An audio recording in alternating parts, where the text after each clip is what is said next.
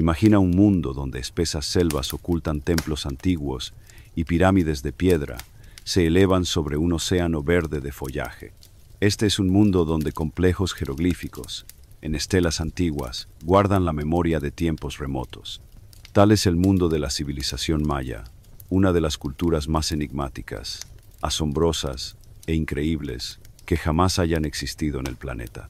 En las tierras que hoy abarcan desde México y Guatemala hasta Honduras y El Salvador, su historia comenzó hace más de 3 milenios.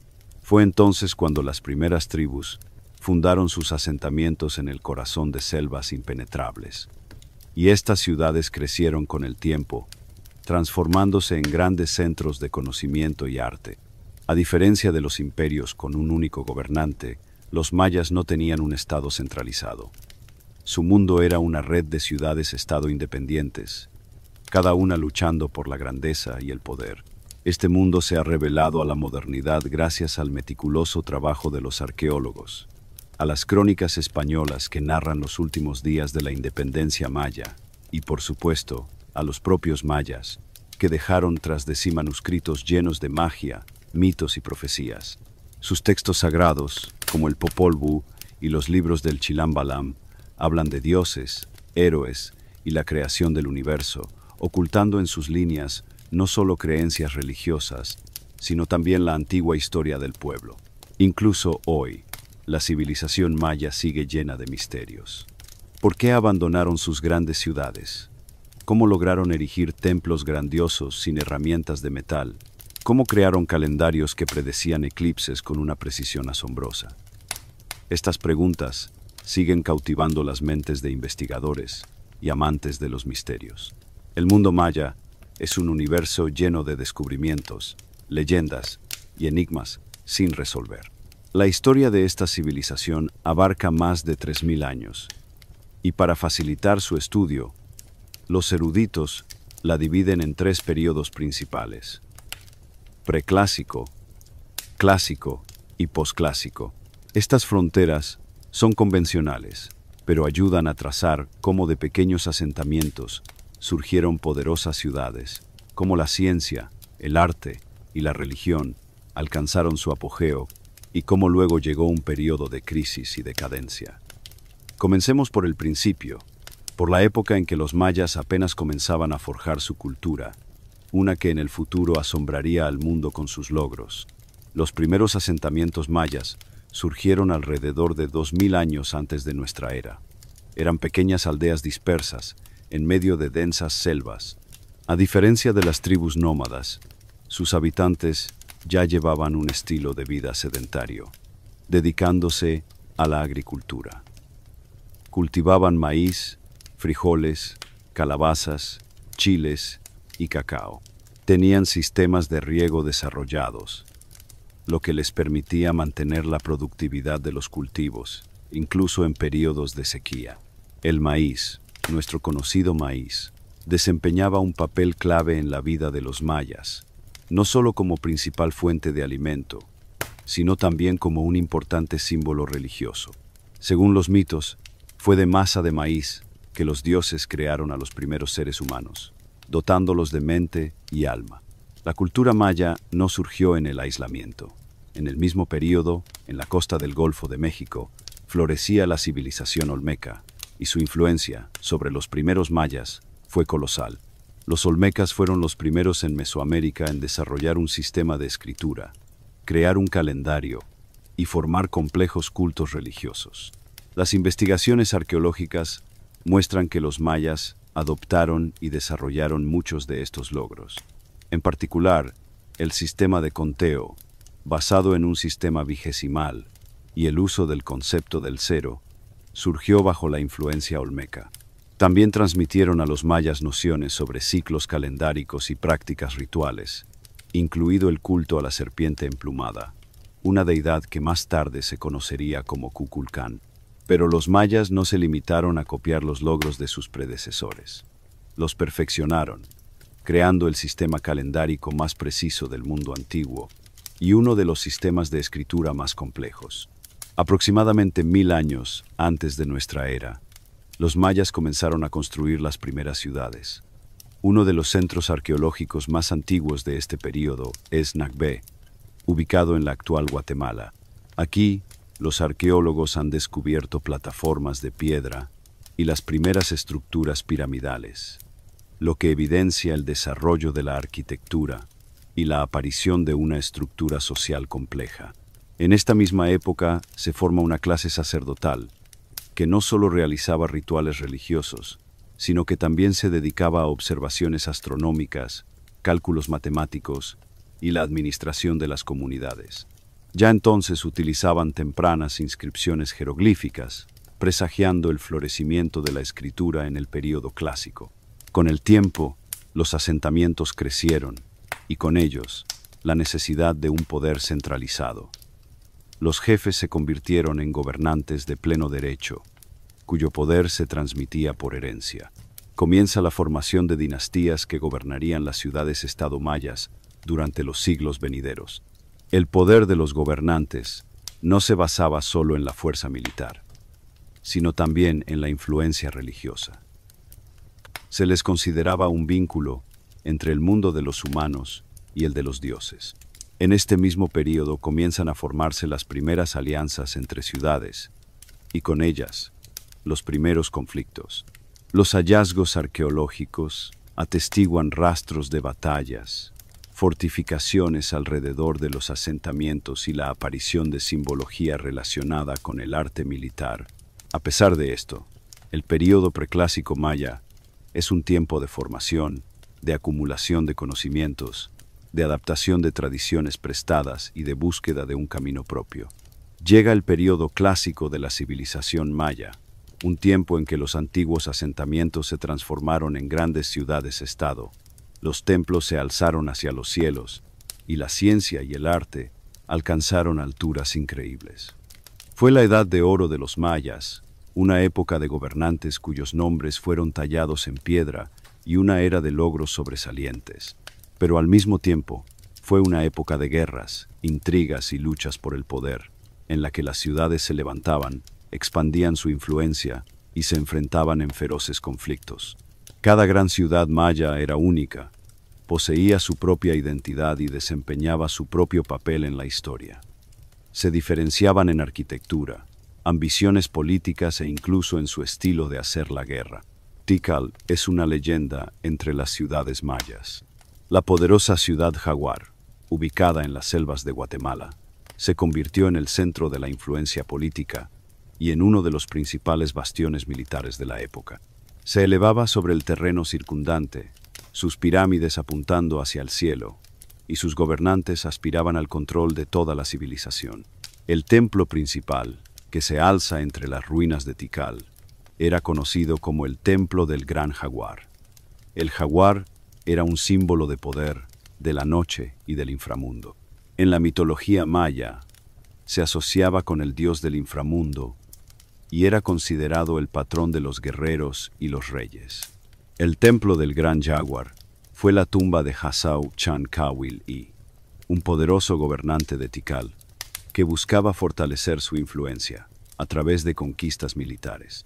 El jaguar simbolizaba una fuerza depredadora, y el propio gobernante se presentaba como la encarnación de esta bestia. Las paredes del templo están decoradas con imágenes del rey sentado en un trono de piel de jaguar, y las tumbas interiores están llenas de artefactos que simbolizan el poder. Tikal también fue el centro de campañas militares. Sus ejércitos eran fuertes, sus aliados numerosos, y sus enemigos debían temer sus garras. Pero si Tikal era el jaguar, Calakmul era la serpiente. Esta ciudad, ubicada en el territorio del México actual, era el principal rival político de Tikal, y su símbolo era la imagen de una serpiente gigante que rodeaba la tierra. La serpiente en la cultura maya era un símbolo de sabiduría, astucia y poder sobre la vida y la muerte. A diferencia de Tikal, que construyó su imperio sobre la guerra, Calakmul era un centro de intrigas políticas. Creaba redes de alianzas, tejía conspiraciones y debilitaba lentamente a su enemigo. Durante 2 siglos, Calakmul reunió una coalición de ciudades con el objetivo de destruir a Tikal. Varias veces salió victorioso, debilitando el poder militar de su adversario. Pero en el siglo VII, Tikal, reuniendo sus fuerzas, derrotó a Calakmul y recuperó su supremacía. Esta guerra se convirtió en una de las más largas y destructivas de la historia maya. Condujo a la caída de dinastías enteras, a la destrucción de docenas de ciudades y al debilitamiento de toda la civilización. Mientras Tikal y Calakmul libraban guerras por el dominio, Copán y Palenque se convirtieron en centros de ciencia, arte e ingeniería. En Copán se creó un sistema de escritura único, y los gobernantes de esta ciudad buscaron dejar una huella en la historia a través de registros de piedra tallados en estelas. Palenque, a su vez, se convirtió en una joya de la arquitectura.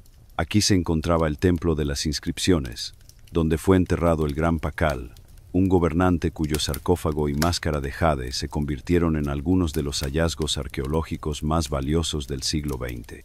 Para los mayas, la guerra era algo más que una simple batalla por la tierra o el poder.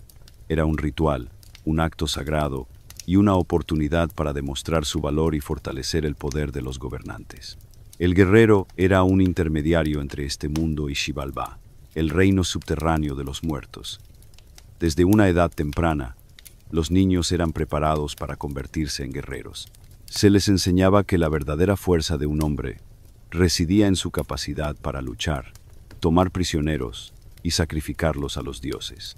Quien lograba el éxito en las batallas obtenía fama, respeto, una alta posición en la sociedad y la oportunidad de unirse a las filas de la élite.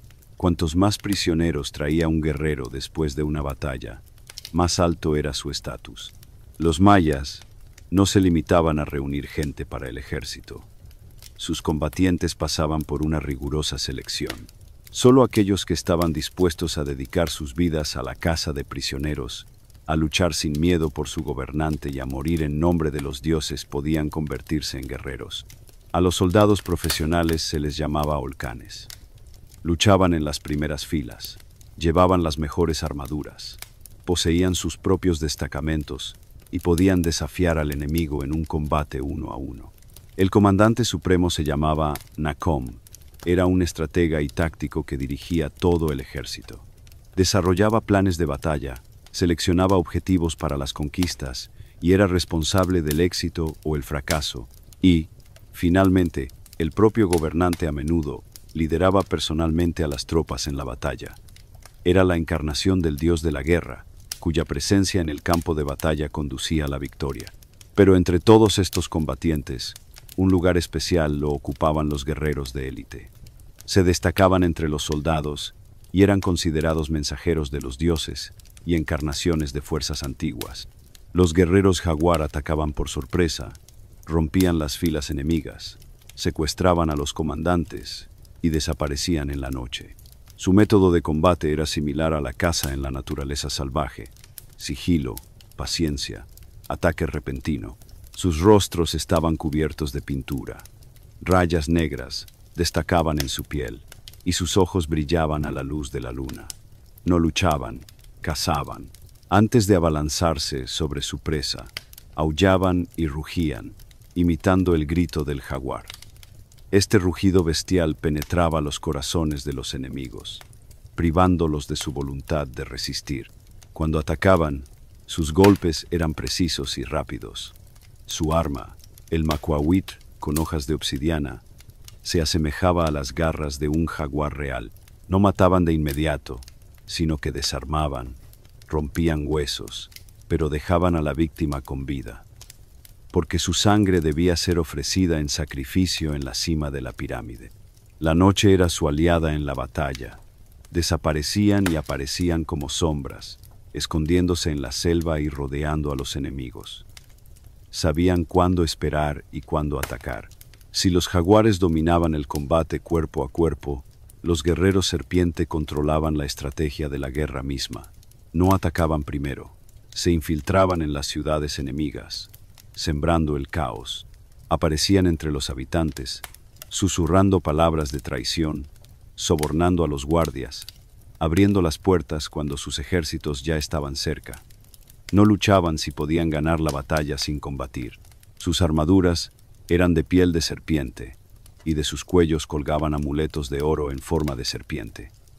Sus cuerpos estaban cubiertos de tatuajes que recordaban a serpientes enroscadas.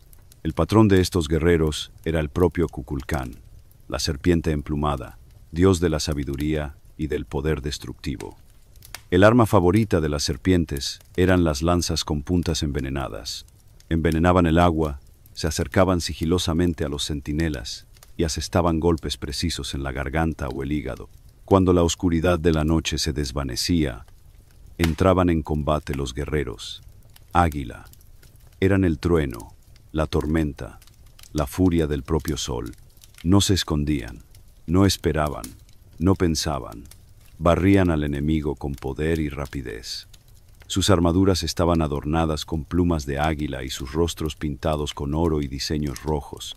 Levantaban los brazos, imitando el vuelo, y sus gritos de guerra se oían a millas de distancia. Las águilas siempre atacaban primero, rompiendo las filas enemigas y utilizando diversas armas, como dardos arrojadizos, lanzas y grandes espadas. Golpeaban desde arriba, rompiendo la formación. Si alguien aún resistía, llegaban en su ayuda los guerreros jaguar y los guerreros serpiente. Entonces, ya nadie podía salvarse. Los mayas no conocían las batallas masivas en llanuras. Su campo de batalla era la selva, las montañas, las ciudades rodeadas de murallas. No se enfrentaban de frente, sino que desaparecían y aparecían donde no se les esperaba. Capturaban pozos y fuentes de agua. Un guerrero tiene armas, pero sin agua cae en pocos días. Bloqueaban las fuentes, envenenaban los pozos y cortaban las rutas de suministro. También utilizaban el miedo, emitían gritos de animales antes de la batalla, mostraban los cráneos de los enemigos sacrificados, fingían retiradas. La batalla siempre seguía un guión preconcebido. Quebrantaban al enemigo antes de que pudiera entender lo que estaba sucediendo. Pero, ¿qué ocurría con los que sobrevivían y caían prisioneros? Se convertían en víctimas, en una ofrenda a los dioses. Los prisioneros eran conducidos por las calles de las ciudades, mostrados al pueblo, y al final del camino les esperaban los sacerdotes en la cima de las pirámides. Sus corazones eran arrancados de sus pechos. Su sangre alimentaba a los dioses. Pero no siempre los prisioneros eran sacrificados de inmediato. Durante un tiempo, podían ser utilizados como esclavos. Si el prisionero era importante, por ejemplo, un gobernante o un gran guerrero, podían dejarlo con vida. Le afeitaban la cabeza, le obligaban a vestir ropas de prisionero y a servir a su nuevo señor. En el siglo IX, las ciudades-estado mayas comenzaron a desvanecerse. No fue un colapso abrupto o una catástrofe que ocurrió de la noche a la mañana, sino un proceso largo y doloroso en el que la gente abandonaba los centros otrora poderosos uno tras otro, dejando las calles desiertas y los templos vacíos. Pero este final fue solo el comienzo de una nueva era. El sur, antes floreciente y poderoso, se sumió en la oscuridad, pero en el norte de Yucatán, bajo un sol abrasador, nacía un nuevo mundo. Las ciudades, que durante siglos habían competido entre sí, de repente se encontraron en la misma situación desesperada. Primero desaparecieron las caravanas comerciales. Luego los mercados se silenciaron. Las casas de la nobleza, que alguna vez brillaron con oro y jade, se cubrieron de polvo. La gente se marchaba, abandonándolo todo: campos, casas, altares de sus antepasados. La selva comenzó a devorar las estructuras de piedra. Los sacerdotes, que durante siglos habían elevado sus oraciones a los dioses, ahora huían aterrorizados. ¿Qué sucedió? ¿Por qué una civilización que construyó ciudades increíbles y desentrañó los misterios de las estrellas perdió de repente su fuerza? Algunos creen que llegó una gran sequía. Las lluvias que durante siglos habían nutrido estas tierras cesaron de repente, y los embalses se secaron, incapaces de alimentar a la gente. Otros dicen que las propias ciudades se destruyeron a sí mismas, atrapadas en un torbellino de guerras sangrientas. Los grandes gobernantes, en su afán por mantener el poder, lucharon entre sí, destruyendo todo lo que ellos mismos habían construido. Pero sea cual sea la causa, una cosa es segura. Las tierras del sur, que una vez brillaron con grandeza, quedaron desoladas. Pero esto no significó que la historia de los mayas hubiera llegado a su fin. No desaparecieron, simplemente se trasladaron. Yucatán, una vasta península cubierta de llanuras rocosas y bosques secos, se convirtió en el nuevo hogar para aquellos que huyeron de las ciudades caídas. Aquí no había selvas densas ni ríos profundos, pero sí había cenotes, pozos naturales llenos de agua dulce, que se convirtieron en la fuente de la vida. Y aquí surgieron nuevas ciudades, nuevos centros de poder como Chichén Itzá, Uxmal y Mayapán. Cuando un viajero se acercaba a Chichén Itzá, veía ante sí un mundo inusual. La ciudad no era como los centros mayas del sur. En ella se sentía algo ajeno, algo nuevo. Grandes templos se elevaban hacia el cielo, como en Tikal, pero la arquitectura era diferente. Las salas de piedra eran más anchas, más macizas, y entre las decoraciones aparecieron símbolos que antes no existían en la cultura maya. En la plaza principal se alzaba la pirámide de Kukulcán, un templo escalonado que cada primavera y otoño se transformaba en un espectáculo enigmático. Cuando el sol se ponía en un ángulo determinado, en las escaleras de la pirámide aparecía la sombra de una enorme serpiente, como si el propio Dios descendiera a la tierra. Los lugareños contaban que desde el horizonte, desde el norte, llegaron un día guerreros que nadie había visto antes. Su piel era morena, pero sus ritos eran diferentes a los locales. Llevaban armaduras adornadas con serpientes y plumas. Sus armas eran distintas y hablaban de los dioses en otra lengua. Eran los toltecas, un pueblo llegado de las tierras, donde más tarde surgiría el legendario imperio de los aztecas. Trajeron consigo una nueva filosofía, una nueva religión y nuevos métodos de guerra. Y finalmente trajeron consigo a su dios, Kukulcán, la serpiente emplumada. Kukulcán era el dios de la civilización, del orden y del conocimiento, pero al mismo tiempo era también una deidad de la guerra y del poder. Exigía no solo sumisión, sino también sangre. Si antes los mayas jugaban al juego de pelota sagrado, ahora las cabezas de los prisioneros rodaban por las piedras, cuando los sacerdotes los sacrificaban. Se arrojaba gente a los cenotes, creyendo que sus almas viajarían al reino subterráneo de los dioses. En los altares rituales se extraían los corazones de los cuerpos de los guerreros, elevándolos al cielo como ofrendas. Yucatán no era un estado unificado, era un conjunto de ciudades, cada una luchando por el dominio. Chichén Itzá cayó, pero Uxmal se levantó. Uxmal desapareció, pero Mayapán se alzó. Pero ninguna de estas ciudades pudo mantener el poder sobre toda la tierra por mucho tiempo. Los mayas, que durante siglos habían construido sus mundos, ahora los desgarraban con sus propias manos. Estaban destrozados por guerras internas, y en el horizonte se acercaba lentamente una nueva amenaza. Desde el otro lado del océano, de países de los que nadie había oído hablar, navegaban barcos a bordo de los cuales había hombres con armaduras brillantes, portando armas de fuego y enfermedades mortales. Eran los españoles, y su llegada cambiaría el mundo de los mayas para siempre. El aire húmedo de Yucatán sobre las selvas verdes y los templos antiguos trajo el primer sonido alarmante. Las pesadas velas se hincharon con el viento, y los barcos, diferentes a todo lo que los navegantes mayas habían visto, echaron anclas cerca de la costa. El día en que los españoles pisaron por primera vez tierra maya, comenzó el último capítulo de su historia. En 1511, un barco español fue atrapado por una tormenta. El viento, silbando como la voz de un dios antiguo, rasgó las velas. Las olas golpearon el casco de madera hasta que finalmente la nave se partió contra los arrecifes. 30 hombres, aferrándose a las tablas, intentaron llegar a la orilla. No sabían dónde estaban. Inmediatamente fueron rodeados por guerreros armados. Espadas de obsidiana macuahuitl, arcos tensados y lanzas con puntas de hueso, todo apuntaba a los extraños. Los mayas no esperaban visitas y, por supuesto, no confiaban en ellos. Los españoles supervivientes, fueron llevados prisioneros. A algunos los mataron de inmediato, a otros los sacrificaron poco después a los dioses. Sus corazones fueron arrancados en la cima de las pirámides. La sangre corrió por las piedras y sus cráneos decoraron los altares rituales. Pero dos sobrevivieron. Uno de ellos se llamaba Gonzalo Guerrero. No solo era marinero, sino también un guerrero que sabía lo que significaba luchar y sobrevivir. Rápidamente comprendió que si quería seguir con vida, debía convertirse en uno de ellos. Aprendió su idioma, sus costumbres, luchó a su lado, se ganó su respeto y se convirtió en un maya más. Gonzalo Guerrero se hizo guerrero, se casó con la hija de un jefe local y tuvo hijos.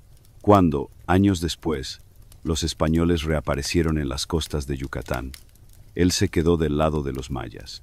Se enfrentó a ellos con una espada de obsidiana en la mano, con tatuajes mayas en el rostro y el cuerpo pintado con diseños de guerra. Murió como un maya, defendiendo su nueva patria. El otro superviviente, Jerónimo de Aguilar, eligió un camino diferente. Permaneció como esclavo, pero conservó su fe y su cultura. Y cuando, años más tarde, llegó Hernán Cortés, Aguilar se unió a él, convirtiéndose en traductor e intermediario entre los españoles y los pueblos de Yucatán. Esta división, esta elección entre los mayas y España, fue un presagio de lo que le ocurriría a toda la civilización. En 1517, el capitán español Francisco Hernández de Córdoba lidera una flota hacia las costas de Yucatán. Esta vez, su llegada no es una casualidad, sino una expedición deliberada. Buscan oro, nuevas tierras y pueblos que conquistar. Son recibidos por los gobernantes mayas, sacerdotes, guerreros y el pueblo. Llevan regalos a los extraños, telas de algodón, cacao y joyas de jade. No comprenden lo que les espera. Los españoles examinan los tesoros, tocan las telas, prueban el cacao, pero no hay asombro en sus ojos. Buscan oro, y los mayas no tienen oro. Pronto, el encuentro se convierte en una masacre. Los españoles atacan primero. Sus espadas de acero destrozan los escudos y las armaduras mayas. Sus mosquetes escupen fuego, barriendo a los guerreros y rompiendo sus filas. Pero los mayas no huyen. Luchan, tienden emboscadas en la selva, se acercan sigilosamente de noche, incendian los campamentos españoles. No conocen el miedo, porque si mueren en batalla, irán con los dioses. Pero las fuerzas son desiguales. Los españoles abandonan Yucatán, pero prometen volver, y volverán con un ejército aún más grande, con más fuego y más crueldad. Pero los españoles tenían un arma que ni siquiera los gobernantes mayas conocían. Los españoles trajeron enfermedades como la viruela, el sarampión y el tifus, de las que la gente del Nuevo Mundo no había oído hablar. Estas enfermedades no mataban a los españoles tan rápidamente porque los europeos habían desarrollado inmunidad a lo largo de los siglos. Pero entre los mayas no había defensa.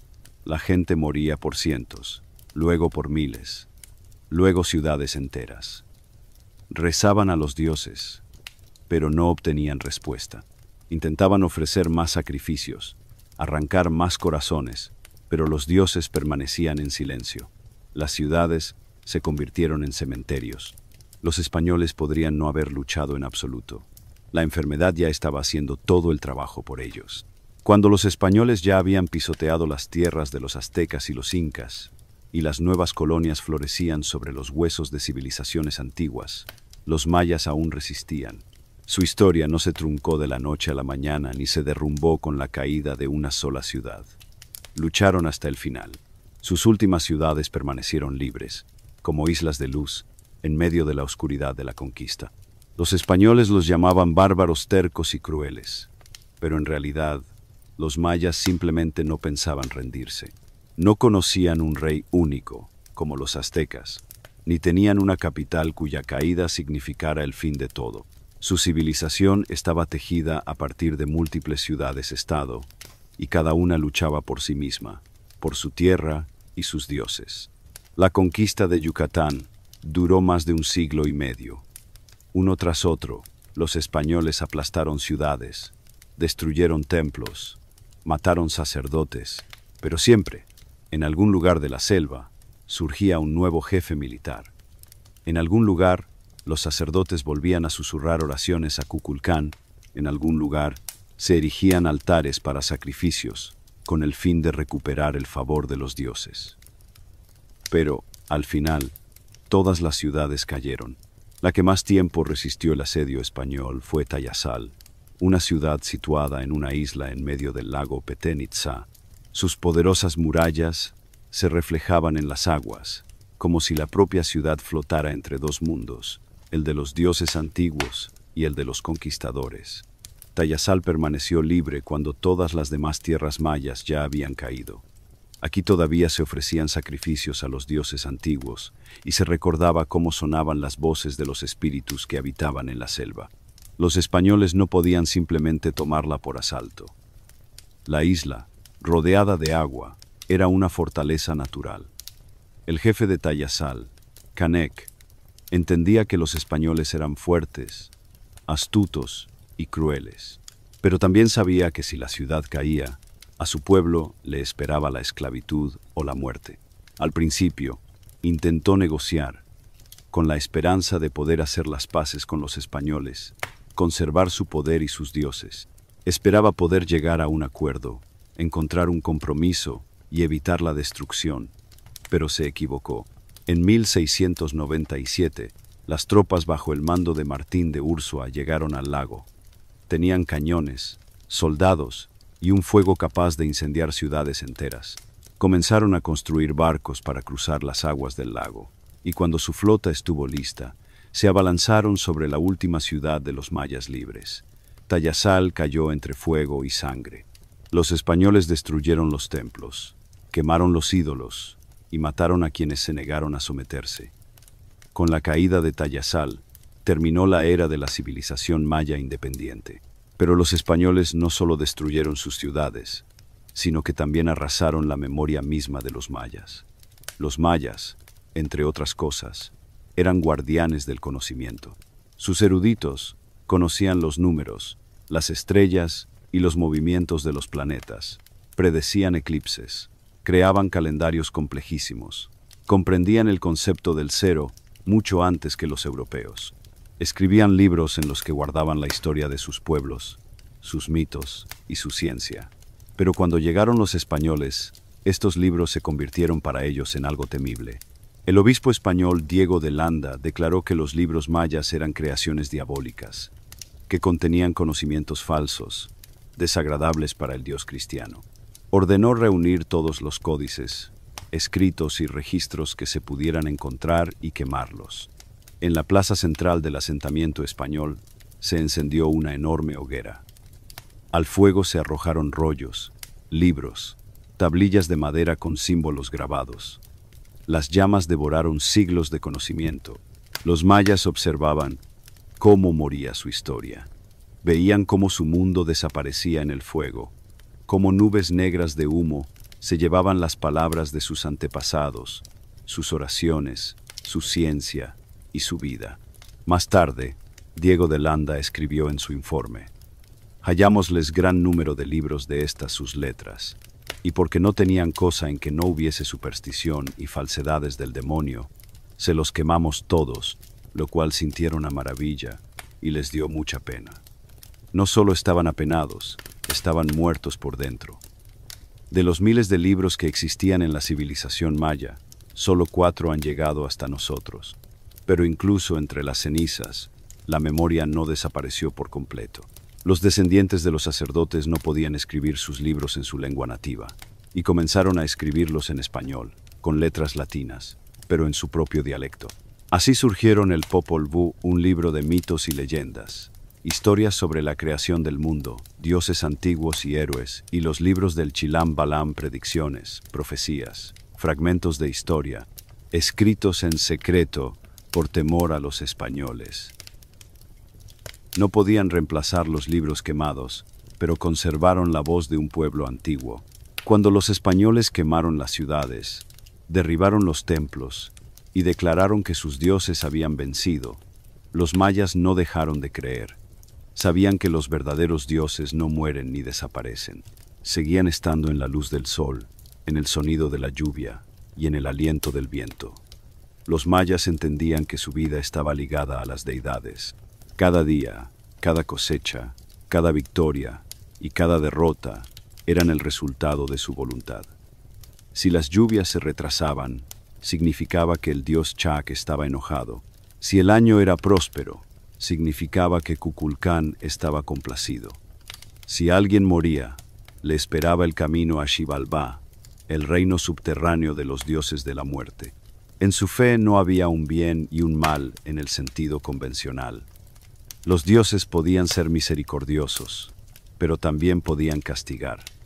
Exigían sumisión, el cumplimiento de las tradiciones y sacrificios.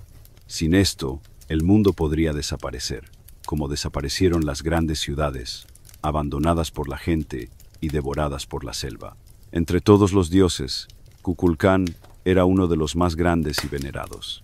Su imagen unía la fuerza de la serpiente y la ligereza del ave, combinando dos mundos, el terrenal y el celestial. Las leyendas cuentan que Kukulcán vino del este y enseñó a la gente la escritura, las ciencias y los oficios, les dio leyes, les enseñó a construir ciudades y creó rituales que debían mantener el orden en el mundo. Se le representaba como una enorme serpiente cubierta de plumas. A veces aparecía en forma humana, pero con cabeza de serpiente o adornado con plumas. En el arte, siempre se le veía poderoso y sereno, irradiando orden y sabiduría. Gracias a él, los mayas se consideraban un pueblo elegido, capaz de comprender las leyes del tiempo y del espacio. Pero un día se marchó. Las leyendas cuentan que abandonó las tierras mayas, prometiendo regresar. Cuando los mayas vieron por primera vez a Hernán Cortés, algunos pensaron si no sería el regreso de Kukulcán. ¿No habría venido a reclamar lo que una vez dejó? Pero Cortés no les trajo la luz del conocimiento, solo trajo la destrucción. Sin lluvia, en estas tierras no habría vida. Los campos y los ríos se secarían, por lo que Chac era uno de los dioses más importantes de los mayas. Se le representaba como un poderoso espíritu del agua, capaz de provocar tormentas, llenar los cenotes, conceder cosechas, o por el contrario, enviar sequías. Chac podía ser bueno cuando la gente lo veneraba, y cruel cuando lo olvidaban. Para ganarse su favor, los mayas celebraban ceremonias, arrojaban ofrendas a los cenotes y a veces, incluso personas. Los sacerdotes contaban que Chac vivía en los cielos, desde donde controlaba los flujos de agua. A veces se le representaba con una serpiente enroscada en su mano, de cuya boca salían relámpagos. Si las lluvias no llegaban durante mucho tiempo, la gente sabía que estaba enojado. Entonces sacrificaban niños, jóvenes doncellas o guerreros, arrojándolos a los profundos cenotes llenos de agua fría. Creían que sus almas podrían suplicar a Chac que hiciera llover. Cuando a lo lejos retumbaba el trueno, cuando la primera gota caía sobre la tierra seca, la gente entendía. Los había escuchado. Antes de que aparecieran el sol y la luna, antes de que los primeros humanos respiraran y el mundo tomara forma, existía Itzamna. Fue el primer ser, la fuerza que lo originó todo. No era un dios en el sentido convencional, sino un principio eterno, presente antes del comienzo del tiempo. Los mayas creían que él tejió este mundo, entrelazando el cielo y la tierra, creando armonía entre los elementos. Pero no era cruel ni exigente como muchos otros dioses. No ansiaba sangre ni exigía sacrificios constantes, sino que otorgaba conocimiento, protegía a los sabios y patrocinaba a los sacerdotes y gobernantes. Las leyendas dicen que Itzamna creó el mundo separando el cielo y la tierra, de la misma manera que un artesano corta una tela. Levantó la bóveda celeste, estableciendo 13 niveles de cielos, donde vivían los dioses y los espíritus. Luego creó la tierra, dándole 9 niveles que conducían al inframundo, Xibalbá. Entre ellos dejó un espacio destinado a los humanos, los animales y las plantas. Pero al principio, la tierra estaba desnuda, vacía e inmóvil. Entonces Itzamna creó el sol para que diera vida a este mundo, y la luna para que iluminara las noches. Después de eso, creó a los primeros humanos. A diferencia de los dioses, eran débiles y mortales. Les dio el fuego para que pudieran calentarse, el maíz para que pudieran vivir y el lenguaje para que pudieran hablar. Pero luego se retiró a la sombra. Su misión había terminado. El mundo existía. El tiempo había comenzado. Los sacerdotes creían que no había desaparecido por completo, sino que observaba a los humanos desde los cielos. No interfiere en sus asuntos como lo hacen otros dioses, pero si el equilibrio se rompe, reaparecerá para restaurarlo. A diferencia de Chaak, que exigía sangre por la lluvia, o Kukulcán, que castigaba a quienes olvidaban sus leyes, Itzamna no necesitaba sacrificios. Era el dios de la sabiduría, y a él se elevaban las oraciones. La gente nacía, estaba llena de fuerza, pero Apuch, el señor de los muertos, los esperaba en la sombra, sabiendo que tarde o temprano todos se encontrarían ante él. Apuch tenía la apariencia que correspondía al señor del reino de los muertos. Su rostro era una calavera con una sonrisa macabra, cuencas vacías, manos frías que arrebatan el calor de la vida. Su cuello estaba adornado con collares de cuencas de ojos, y su manto estaba tejido con sombras. No se presentaba a la gente de repente. Los búhos, los murciélagos y los buitres llevaban la noticia de su llegada. Si por la noche se oía el grito gutural de un búho, significaba que la muerte ya venía por alguien. Pero la gente no se limitaba a esperar su llegada. Intentaban apaciguarlo, ralentizar sus pasos. Apuch no era un dios al que se pudiera rezar esperando misericordia, pero se le podía saciar para que no se llevara demasiadas vidas. Para mantener el equilibrio, los sacerdotes sacrificaban guerreros, prisioneros e incluso a veces a miembros de la nobleza. Creían que si no le daban unas cuantas vidas, él mismo tomaría más de las necesarias, pero no siempre se le alimentaba con sangre ajena. A veces, los sacerdotes, durante los rituales, se hacían cortes en el cuerpo, derramando su propia sangre para desviar su ira. Sabían que no podían detenerlo, pero intentaban que viniera por ellos lo más tarde posible. Itzamna da la vida, crea y llena el mundo de aliento. Apuch la quita, pero al hacerlo, comprueba si el alma es digna de volver a nacer. Los mayas sabían que este ciclo era necesario. El mundo existe gracias a la alternancia de creación y destrucción. Adoraban al Creador, pero respetaban a la muerte. Cantaban a la vida, pero no temían su fin. No consideraban la muerte como una desaparición, sino que la entendían como un nuevo camino que todos debían recorrer. Cuando una persona moría, su cuerpo permanecía en la tierra, pero su alma comenzaba su viaje hacia abajo, a las profundidades ocultas de la luz del sol. Los mayas sabían que la muerte no era el final, sino el comienzo de una nueva prueba. Xibalbá esperaba a todos. Era un inframundo frío y sombrío, lleno de trampas y sufrimientos. Al llegar allí, el alma no encontraba descanso. Debía pasar por numerosas pruebas para demostrar si era digna del olvido eterno o del renacimiento. Pero no todas las almas llegaban al final de este camino. Muchas se perdían, caían en trampas y permanecían para siempre en el reino de los muertos. Los mayas no creían en el infierno en el sentido en que lo concebían otros pueblos. Xibalbá era un mundo donde la debilidad se castigaba y la fuerza del alma se recompensaba. Era un lugar de ríos llenos de sangre y laberintos en los que las almas vagaban por la eternidad. La entrada se encontraba en las profundidades de la tierra, detrás de cuevas ocultas, en cenotes sin fondo donde la gente arrojaba sacrificios a los dioses. En Xibalbá gobernaban el dios de la muerte, Apuch, y su séquito.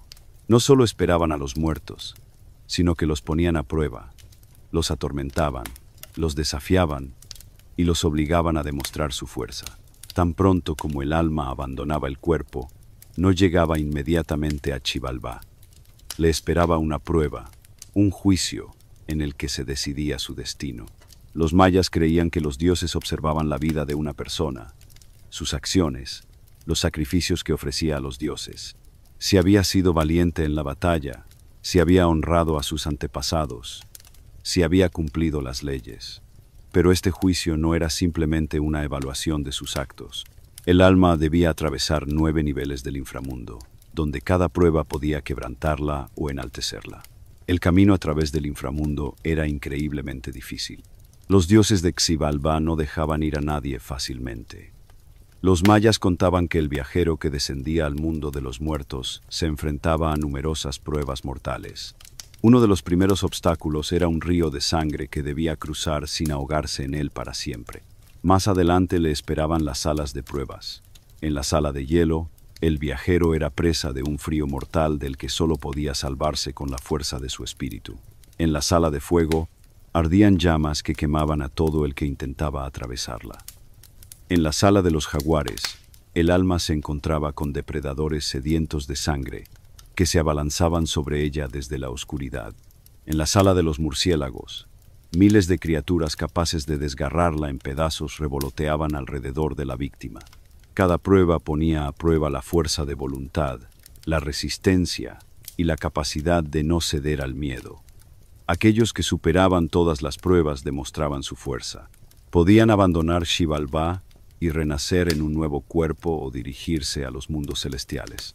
La mayoría de las almas, sin embargo, permanecían en las sombrías profundidades del inframundo, donde vagaban por la eternidad sin encontrar salida. Pero los mayas creían que ni siquiera los espíritus más débiles desaparecían para siempre. Se convertían en sombras que se deslizan por la selva de noche, en voces que susurran en el viento, en fantasmas que habitan en las ruinas. ¿Había alguna forma de evitar Xibalbá? Sí, pero no todos lo lograban. La muerte más honorable para un maya era morir en batalla, morir en el parto o ser sacrificado a los dioses. Tales almas no iban a Xibalbá, sino que se dirigían directamente al paraíso. Pero para una persona común, que moría de muerte natural, no había opción. Solo le quedaba superar todas las pruebas y demostrar que era digno de salir del reino de los muertos. Para los mayas, la muerte era un camino. No la temían, pero se preparaban para ella, sabiendo que después de la muerte comenzaba la prueba más difícil. Xibalbá esperaba a todos, pero no todos podían salir de ella. El mundo maya se sostenía en un frágil equilibrio entre las fuerzas de la vida y la muerte, entre la luz del sol y las sombras del inframundo. Creían que el universo ya había sido destruido varias veces, y si no se mantenía a los dioses, podría desaparecer de nuevo.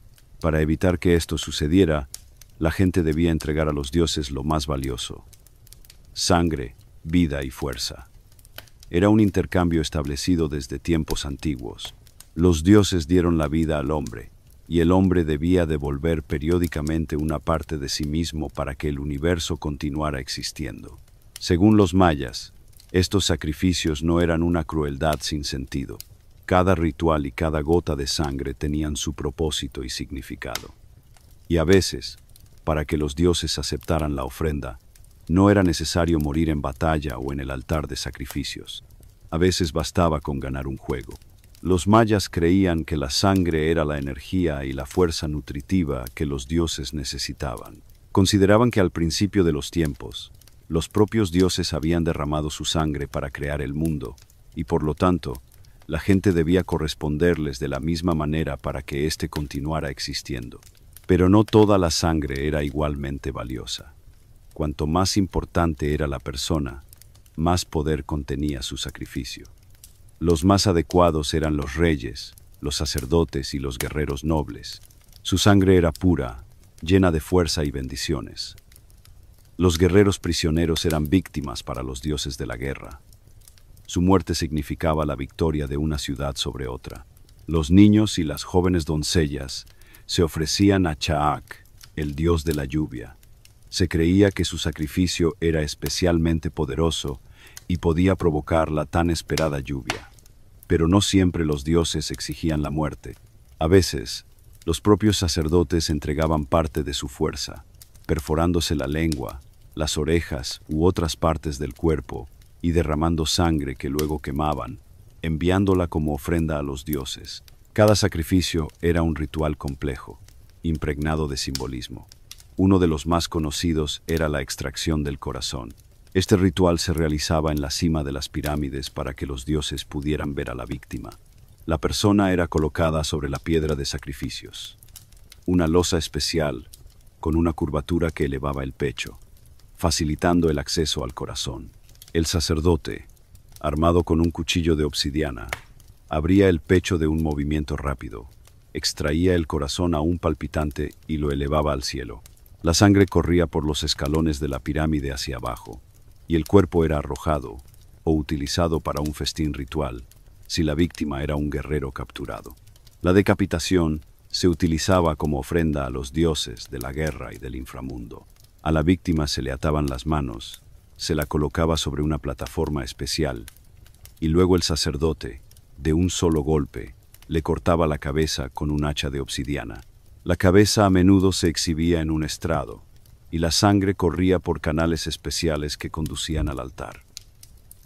También era común el ahogamiento en los cenotes. Se creía que los cenotes eran puertas al inframundo, y si se arrojaba una víctima a sus profundidades, se convertiría en un mensajero entre los dioses y los humanos. Las víctimas eran jóvenes adornados con jade y oro. Se les arrojaba al agua, y los sacerdotes observaban. Si la víctima se hundía de inmediato, los dioses la habían aceptado. Si permanecía en la superficie, la sacaban, ya que se consideraba que no era del agrado de los dioses. Pero a veces los dioses no necesitaban sangre, necesitaban una victoria. Una de las tradiciones más enigmáticas de los mayas era el juego de pelota, o Pok-Tapok. No era una simple competición. Los jugadores no podían tocar la pelota con las manos ni los pies. Usaban los hombros, el pecho, los codos y las caderas. El objetivo era meter una pesada pelota de caucho en un aro de piedra colocado en lo alto de la pared de la cancha. Pero lograrlo era increíblemente difícil. La pelota pesaba varios kilos, y el aro estaba a una altura de 3 metros y colocado verticalmente. Los juegos podían durar horas e incluso días, hasta que uno de los equipos anotaba el gol de la victoria. Era una lucha simbólica entre las fuerzas de la luz y la oscuridad, entre el día y la noche, el sol y la luna. Algunos juegos eran solo entretenimiento, pero si el juego tenía un significado ritual, podía terminar en un sacrificio. Existe un debate sobre a quién se sacrificaba exactamente. Algunos historiadores creen que el sacrificio del mejor jugador del equipo ganador era el mayor honor, porque se convertía en un mensajero entre los humanos y los dioses. Otros creen que las víctimas eran los perdedores, porque representaban las fuerzas de la oscuridad que debían ser destruidas. Sea como fuere, el juego de pelota no era solo una competición, sino un ritual del que podía depender el destino de toda una ciudad. Y cuando un gran gobernante moría de muerte natural, sus funerales se llevaban a cabo de una manera especial. Se le enviaba en un viaje al mundo de los dioses. El cuerpo era lavado, embalsamado, vestido con las mejores ropas y adornado con jade, que simbolizaba la vida eterna. El entierro también era muy inusual. Las tumbas se ocultaban en las profundidades de las pirámides, creando pasadizos y salas subterráneas llenas de ofrendas. Junto al gobernante se colocaban máscaras de jade para que pudiera conservar su rostro después de la muerte, vasijas de barro con comida para que no pasara hambre en el más allá, y sirvientes y concubinas sacrificiales, personas que eran asesinadas para que lo acompañaran en la eternidad. Se creía que el gobernante se convertía en un intermediario entre el mundo de los humanos y los dioses, cuidando de su pueblo y ayudando a los vivos desde los cielos. Para entender cómo los mayas veían el origen del mundo, debemos recurrir a uno de los 4 libros que han sobrevivido, el Popol Vuh. Érase una vez, en tiempos remotos, cuando el mundo aún no tenía forma, y los cielos y la tierra eran un único océano oscuro. Los dioses decidieron que era hora de poner orden en el caos. Separaron las aguas, crearon montañas, ríos y árboles, y llenaron el cielo de sol y luna. Pero esto no era suficiente. En su mundo, faltaban aquellos que pudieran recordar sus nombres, glorificarlos y agradecerles el orden creado. Así nació el primer intento de crear al hombre. Primero, modelaron a los hombres de barro, pero resultaron débiles, quebradizos, no podían hablar ni sostener armas. Entonces los dioses los destruyeron y lo intentaron de nuevo. Los siguientes fueron los hombres de madera. Eran fuertes, podían caminar y trabajar, pero por dentro estaban vacíos. No conocían ni el miedo ni la gratitud. No honraban a los dioses, no les ofrecían sacrificios, no rezaban en los altares. Entonces los creadores se enfurecieron, les enviaron un diluvio. Sus propios perros los devoraron y sus casas se derrumbaron sobre sus cabezas. Y solo al tercer intento el mundo encontró a sus verdaderos dueños. Los dioses crearon a los primeros hombres de maíz. Sus huesos eran fuertes como sus tallos, su sangre fluía como su savia, y sus mentes eran capaces de comprender los misterios del mundo. Así comenzó la historia de la humanidad. Pero no todo era tranquilo, ni siquiera en este mundo. Las sombras seguían luchando contra la luz, y una de las batallas más grandes fue la que tuvo lugar en el inframundo, en Xibalbá. En algún lugar de la tierra vivían dos hermanos, Hun-Hunapú y Vucub-Hunapú, grandes jugadores de pelota. Amaban su juego, y cada día los golpes de sus pelotas sacudían la tierra con un ritmo constante. Pero su alegría llegó a las profundidades de Xibalbá, donde habitaban los sombríos señores de la muerte. El ruido los molestaba, y, deseando castigar a los audaces mortales, los convocaron.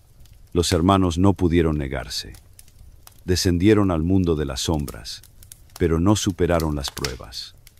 Fueron engañados, torturados y luego asesinados, quedando para siempre en el reino de los muertos. Pero la historia no terminó ahí.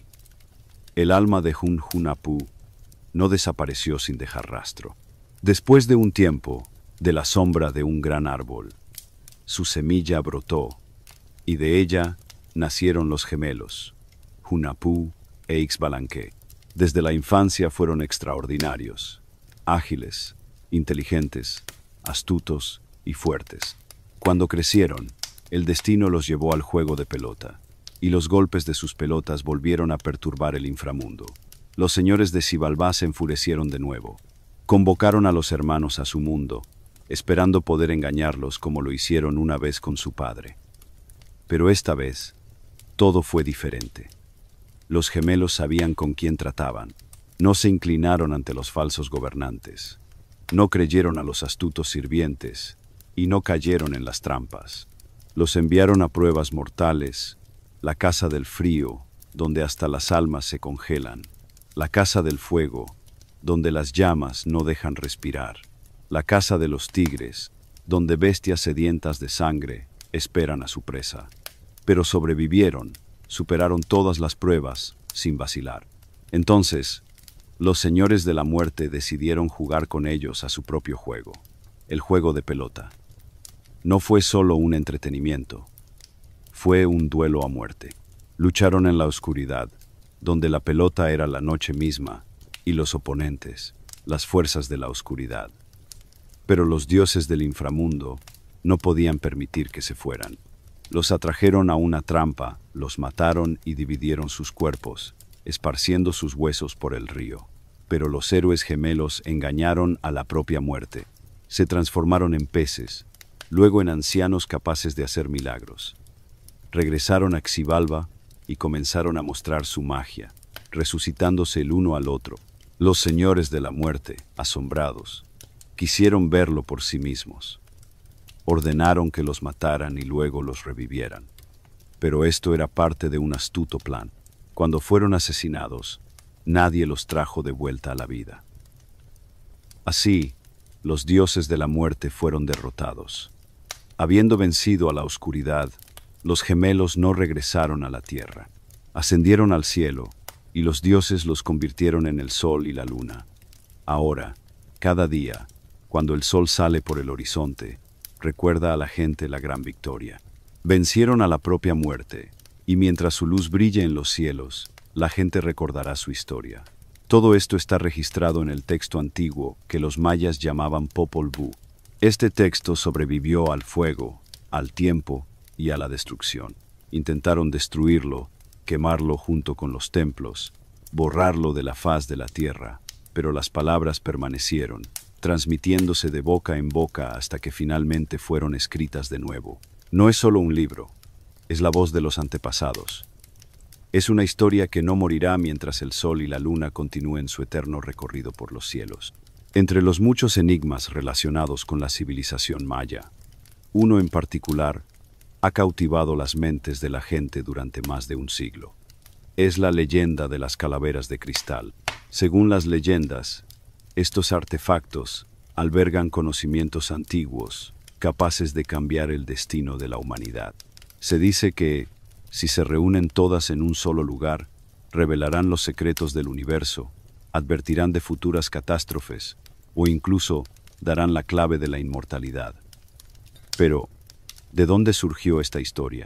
La leyenda de las calaveras de cristal nos remite de nuevo a los mitos antiguos, en los que se decía que una vez, mucho antes de la aparición de los humanos en la Tierra, existió una poderosa civilización que poseía el conocimiento de los dioses.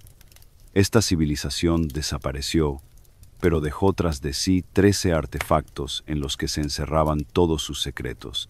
Estas calaveras estaban hechas de una sola pieza de cuarzo y poseían propiedades místicas, transmitir visiones, curar enfermedades. Pero para activar su poder, es necesario reunirlas todas en un momento determinado. Se dice que esto debe ocurrir cuando la humanidad esté al borde de la autodestrucción. Sin embargo, durante mucho tiempo esta historia no fue más que un mito. Todo cambió a principios del siglo XX, cuando en las selvas de Belice se encontró el primero de estos enigmáticos artefactos. A principios de la década de 1920, el explorador británico Frederick Mitchell Hedges se adentró en las selvas de América Central. Su objetivo era estudiar las ruinas de una antigua ciudad maya conocida como Luba Antun. Un día, su hija Ana, mientras exploraba los templos abandonados, tropezó con un extraño objeto que brillaba bajo los rayos del sol. Era una calavera tallada en una sola pieza de cristal de roca. Su superficie estaba perfectamente pulida y la mandíbula inferior podía moverse, como si fuera de un ser vivo. Cuando la calavera se levantó a la luz, refractaba los rayos y en su interior se encendían destellos, como un fuego ardiente. Ana afirmó que, tiempo después del hallazgo, comenzó a tener visiones. Veía escenas del pasado, oía voces, sentía como la calavera le transmitía conocimientos desconocidos. La noticia del hallazgo se difundió rápidamente. El enigmático artefacto atrajo la atención de investigadores, místicos y científicos. Muchos creían que era una auténtica herencia de los dioses antiguos, pero pronto se descubrió que no era la única. Tras el hallazgo en Luba Antun, comenzaron a aparecer otras calaveras, cada una con su propia historia. En el Museo Británico se conserva otra calavera de cuarzo, adquirida en el siglo XIX a coleccionistas. También está tallada con una precisión increíble y se consideraba una reliquia perteneciente a los sacerdotes mayas. Otra calavera apareció en París, en el Museo del Hombre. Era más pequeña que las demás, pero su elaboración era asombrosa, y algunos creían que pertenecía a una civilización mucho más antigua. A medida que aumentaba el número de calaveras, comenzó a formarse la leyenda de los 13 artefactos, esparcidos por diferentes rincones del mundo. Si se reunían, revelarían los secretos del universo. Algunos decían que era un regalo de los dioses, otros que las habían dejado extraterrestres, y otros creían que las calaveras podían curar enfermedades y transmitir sabiduría antigua. Un dato interesante es que a principios del siglo XX, una organización alemana dedicada a la búsqueda de conocimientos antiguos, artefactos ocultos e investigaciones de civilizaciones antiguas, se interesó por ellas. Se creía que los mayas, al igual que otras grandes culturas, podían poseer conocimientos secretos perdidos en el tiempo. Existe una versión que sugiere que los investigadores intentaron encontrar las calaveras de cristal, creyendo que en ellas se encontraban codificados conocimientos y tecnologías que otorgarían a sus poseedores poder sobre el mundo. Sin embargo, no hay confirmaciones oficiales de esto. Durante mucho tiempo, todos estuvieron convencidos de su autenticidad, pero a finales del siglo XX, cuando la tecnología permitió estudiar los artefactos a nivel microscópico, los científicos decidieron examinar las calaveras de cristal. Descubrieron que en su superficie no había rastros de herramientas antiguas. Si las calaveras hubieran sido realmente creadas por los mayas, deberían tener arañazos de cinceles de obsidiana o piedra.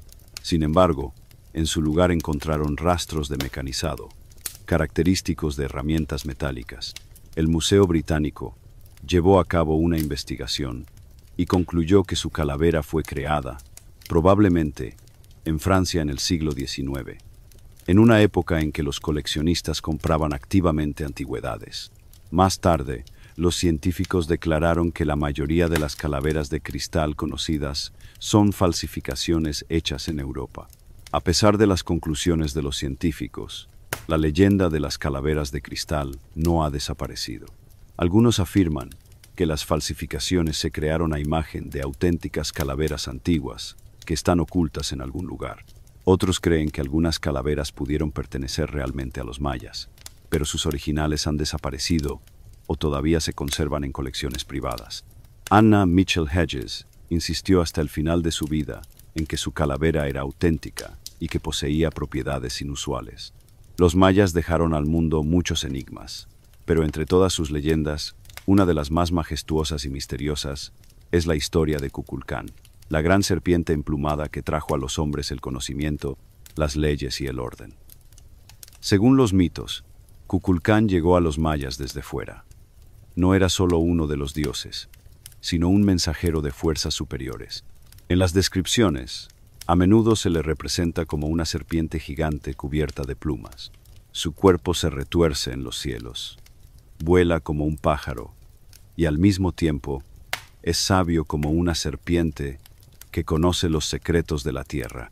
Kukulcán no solo trajo leyes y conocimientos, sino que también enseñó a la gente a construir ciudades, planificar los campos y comprender los ciclos de las estrellas. Se dice que fue él quien dio a la gente el conocimiento del gran calendario, que podía predecir el cambio de las estaciones, los eclipses solares y el movimiento de los planetas. Pero su papel no se limitaba a enseñanzas pacíficas. Cuando el mundo se sumía en el caos, cuando las guerras amenazaban con destruir las ciudades, él regresaba para restaurar el orden. Las leyendas dicen que Kukulcán no murió. Se marchó más allá del mar, prometiendo regresar algún día. Algunas versiones afirman que se dirigió hacia el este, en dirección al sol naciente. Otras dicen que ascendió al cielo, convirtiéndose en una de las estrellas. Pero lo más interesante es que leyendas similares no solo existían entre los mayas. Si observamos los mitos de otras civilizaciones de Mesoamérica, podemos notar que los aztecas tenían un dios con rasgos muy similares. Quetzalcóatl, al igual que Kukulcán, era una serpiente emplumada, un maestro sabio y justo. Los aztecas decían que Quetzalcóatl también se había marchado un día, pero prometió volver. Una de las hipótesis más controvertidas es la idea de que Kukulcán era un hombre de piel blanca y con barba que llegó desde fuera. Este mito se difundió especialmente después de la conquista española, cuando los cronistas europeos comenzaron a interpretar las historias de Kukulcán a su favor. Según esta versión, los mayas y los aztecas esperaban el regreso de Kukulcán, lo que supuestamente permitió a Cortés entrar en sus ciudades sin luchar. Sin embargo, los historiadores modernos consideran que esta idea surgió después de la invasión española y era conveniente para los españoles, ya que justificaba su poder a los ojos de los habitantes locales. No hay ninguna prueba arqueológica o antropológica de que los mayas o los aztecas tuvieran contacto con ningún pueblo de piel blanca antes de la llegada de los españoles. A principios del siglo XX, la organización alemana Ahnenerbe se dedicó a la búsqueda de rastros de civilizaciones antiguas y altamente desarrolladas que pudieran haber transmitido sus conocimientos a los pueblos de América.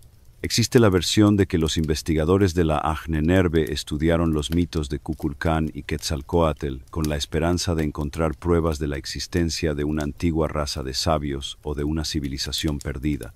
Sin embargo, no hay confirmaciones oficiales de que la Ahnenerbe encontrara realmente algún artefacto que probara el contacto de los mayas con otras culturas.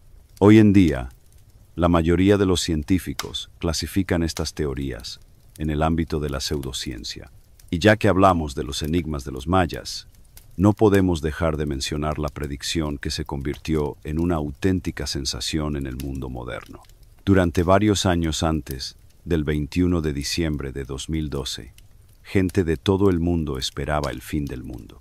Algunos se preparaban para catástrofes naturales. Otros construían refugios.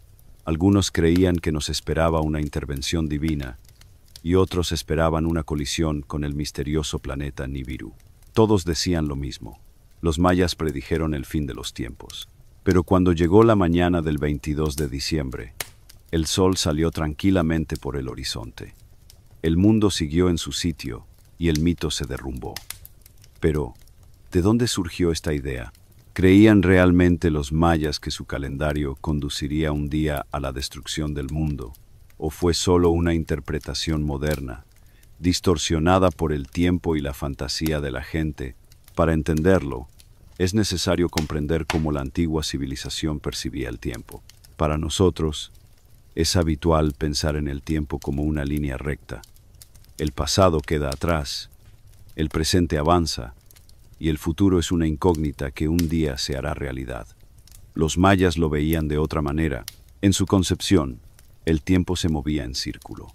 Así como el día sucede a la noche y el invierno a la primavera, las épocas se sucedían unas a otras, repitiéndose una y otra vez. Para ellos no existía un punto final. Cualquier fin de ciclo significaba solo una nueva vuelta en la historia. Uno de los instrumentos más complejos y precisos que crearon los mayas fue el calendario de la cuenta larga. Permitía no solo llevar la cuenta de los días y los años, sino también definir enormes ciclos temporales que abarcaban milenios. La base de este sistema eran los baktunes, periodos de tiempo de unos 394 años. Los mayas creían que 13 baktunes formaban un gran ciclo, equivalente a 5.125 años. Y este gran ciclo terminaba el 21 de diciembre de 2012. Pero si observamos las inscripciones antiguas, en ninguna parte se dice que después de ese día llegaría el fin del mundo. Era simplemente el final de un ciclo temporal y el comienzo de uno nuevo. Todo comenzó con una única inscripción, descubierta en las ruinas de la antigua ciudad de Tortuguero. Este monumento de piedra, creado hace más de 1.3 años, contenía una mención a la finalización del 13º Baktún. El texto decía que en ese momento descendería el dios Bolon Yokteku, una deidad misteriosa asociada con los cambios, el caos y el renacimiento. Pero más adelante en la inscripción, el texto está dañado. Los símbolos perdidos dejaron espacio para las conjeturas. Y aquí comenzaron las especulaciones. Algunos arqueólogos sugirieron que podría tratarse de cambios significativos en el mundo maya, posiblemente reajustes políticos o catástrofes naturales que observaron en su historia. Pero en el siglo XX, este texto comenzó a ser tergiversado.